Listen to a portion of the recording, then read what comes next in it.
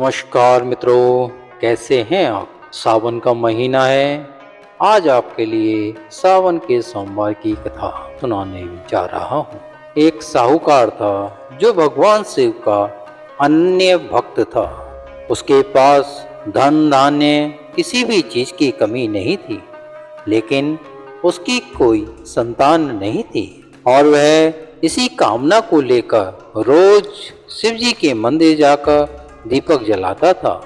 उसके इस भक्ति भाव को देखकर एक दिन माता पार्वती ने शिव जी से कहा कि प्रभु, यह साहूकार आपका अनन्य भक्त है। इसको किसी बात का कष्ट है जो आपको उसे अवश्य दूर करना चाहिए। शिव जी बोले, हे पार्वती, इस साहूकार के पास पुत्र नहीं है, यह इसी से दुखी रहता है। माता पार्वती कहती हैं, हे ईश्वर, कृपा करके इसे पुत्र का वरदान दे दीजिए। तब भोलेनाथ ने कहा, हे पार्वती, साहूकार के भाग्य में पुत्र का योग नहीं है। ऐसे में अगर इसे पुत्र प्राप्ति का वरदान मिल गया तो यह केवल 12 वर्ष की आयु तक जीवित रहेगा। यह सुनने के बाद भी माता पार्वती ने कहा, हे प्रभु, आपको इस साहूकार को पुत्र का वर देना ही होगा, अन्यथा भक्त क्यों आपकी सेवा पूजा करेंगे।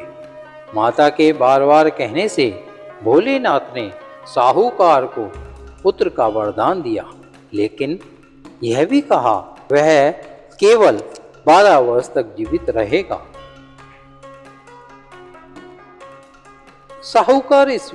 साहूकार यह सारी बातें सुन रहा था, इसलिए उसे न तो खुशी हुई न ही दुख। वह पहले की ही तरह भोलेनाथ की पूजा अर्चना करता रहा। उधर सेठानी गर्भवती हुई और 9वें महीने उसे सुंदर से बालक की प्राप्ति हुई। परिवार में खूब हर्षोल्लास मनाया गया, लेकिन साहूकार पहले ही की तरह रहा और उसने बालक की 12 वर्ष की आयु का जिक्र किसी से भी नहीं करा। जब बालक की 11 वर्ष की आयु हो गई, एक दिन साहूकार को सेठानी ने बालक के विवाह के लिए कहा। तो साहूकार ने कहा वह अभी बालक को पढ़ने के लिए काशी भेजेगा। इसके बाद उसने बालक के मामा जी को बुलाया और कहा, इसे काशी पढ़ने के लिए ले जाओ।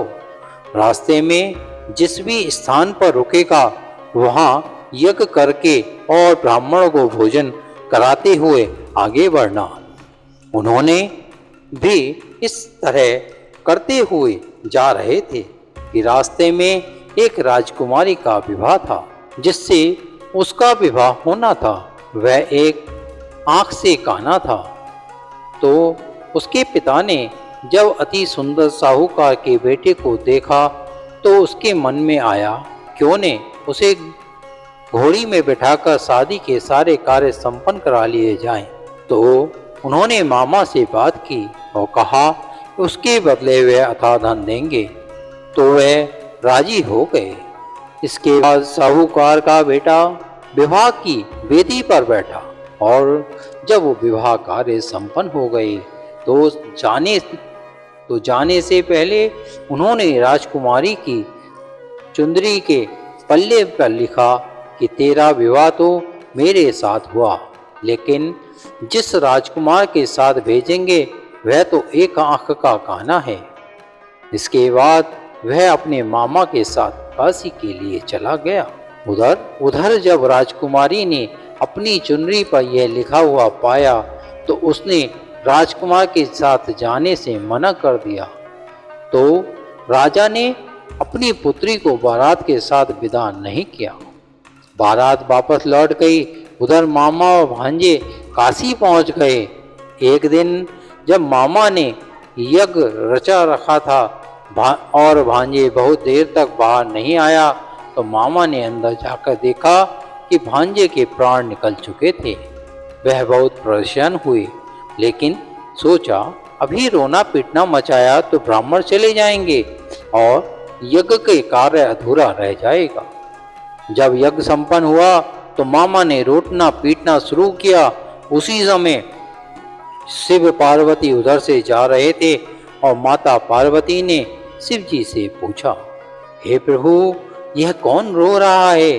तभी उन्हें पता चलता है यह तो भोलेनाथ के आदि आशीर्वाद से जन्मा साहूकार का पुत्र है। तब माता पार्वती कहती हैं कि हे स्वामी, इसे जीवित कर दें, अन्यथा रोते रोते इसके माता पिता के प्राण निकल जाएंगे।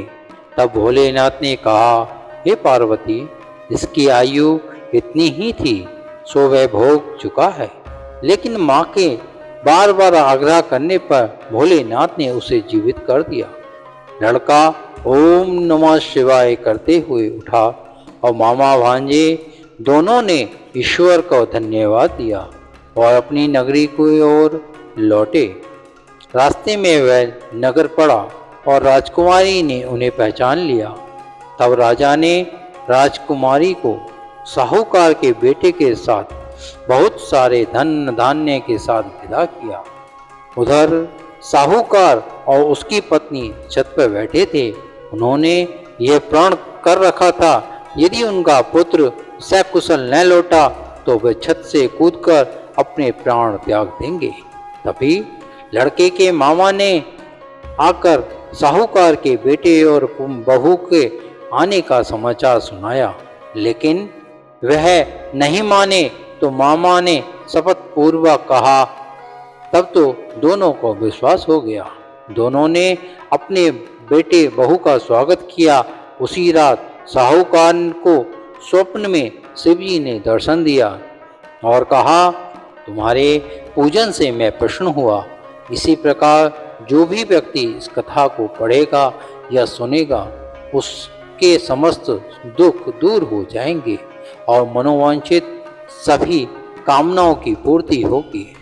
नमस्कार। ओम नमः शिवाय।